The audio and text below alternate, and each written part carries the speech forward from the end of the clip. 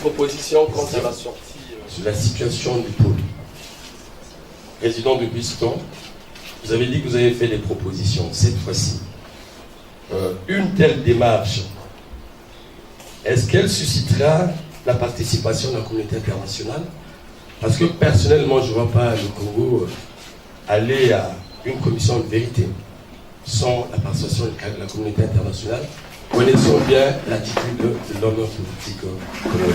Ensuite, quelles sont les démarches que vous allez mener pour faire aboutir cette proposition? Le pool, vous savez aussi bien que moi, il y a des consultations qui se font. Moi-même, j'avais été en tout temps consulté par le représentant du secrétaire général des Nations Unies au Congo, plutôt en Afrique centrale. Il y a des consultations qui se font. C'est pour cela que je dis que il faut un répondant.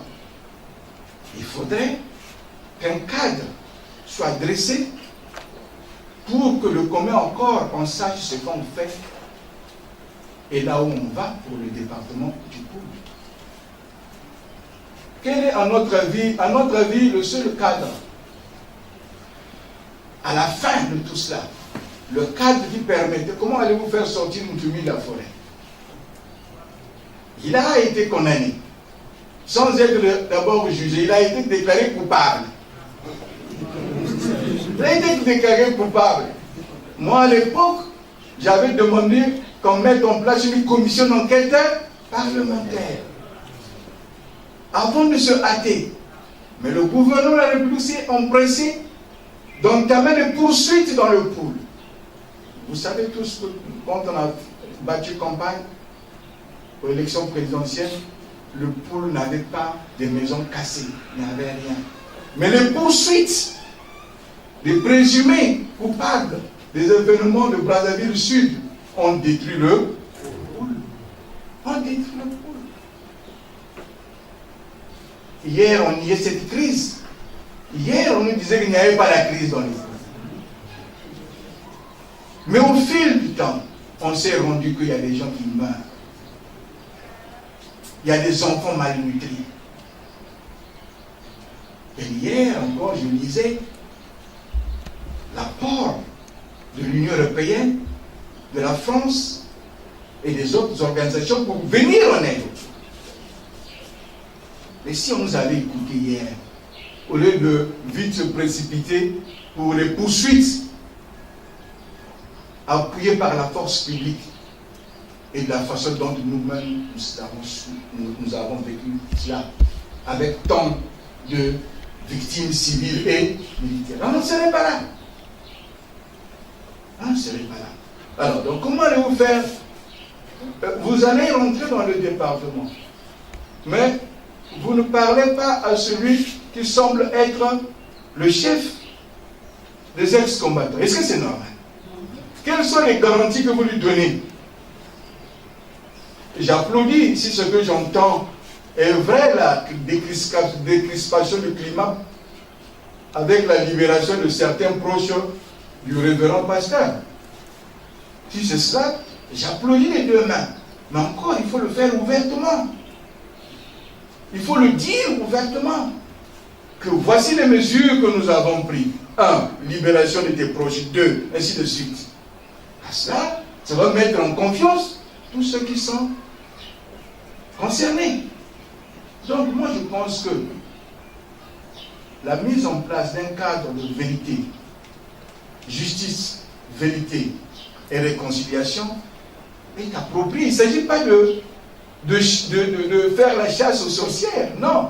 Mais il s'agit que chacun de nous, chacun des gens qui sont, dit-on, concernés, puisse dire leur part de vérité. Au lieu qu'ils se promènent avec des mandats d'arrêt sur le dos. Non. À qui est-ce que cela va profiter, le cadre de concertation, de vérité, la commission vérité, justice, vérité et réconciliation pour le peuple? C'est au Congo. C'est pas seulement à Kolela. C'est au Congo. Le Congo doit se réconcilier avec lui-même. Donc, je ne recommande pas à ce qu'on remette les institutions en place. Je demande tout simplement que le père de la nation profite de la fête de la République qui vient, c'est le 28. C'est pour cela qu'entre autres, ça a paru comme une lettre ouverte. Il y a la fête de la République. C'est lui qui a le droit de grâce. C'est lui qui a le droit de décrisper. Moi, je serais heureux de l'entendre dire certaines mesures d'apaisement. Je serais heureux. Voilà. Le dialogue. Non. Si vous avez suivi le contenu, j'appelle à ce que le président de la République active le Conseil national du dialogue. Les articles 227 et 228. D'après la Constitution du 27 octobre 2015, est un conseil consultatif. Donc, je n'appelle pas à une remise à plat des institutions. Je suis député de la République. Donc, je ne peux pas le faire à la qui. C'est l'application des articles 227 et 228. C'est le cadre consensuel de concertation quand la nation est en péril. Mais c'est de ce qui sortira de ce cadre qui est très intéressant, à mon avis. La mise en place d'une commission vérité, justice, paix et réconciliation. Parce que le Congo appartient à tout le monde. Il faudrait bien qu'on se parle, mais dans quel cadre? On n'est pas là pour chasser qui que ce soit. On n'est pas là pour remettre à plat les institutions de la République. Non. Il s'agit du Congo, le vôtre, le nôtre.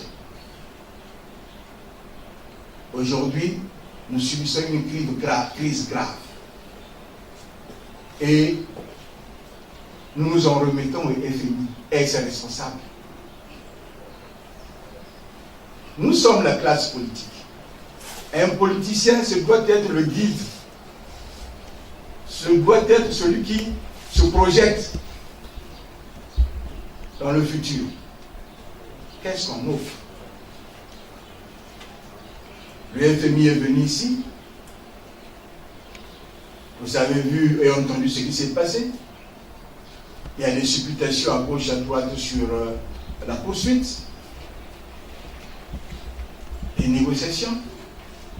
Mais je pense qu'on gagnerait en temps si on instituait d'abord ce conseil, on convoquait d'abord ce conseil national du dialogue, et de là, qu'on décide, qu'on fasse des recommandations au président de la République. Et parmi ces recommandations, c'est la commission justice, paix et réconciliation.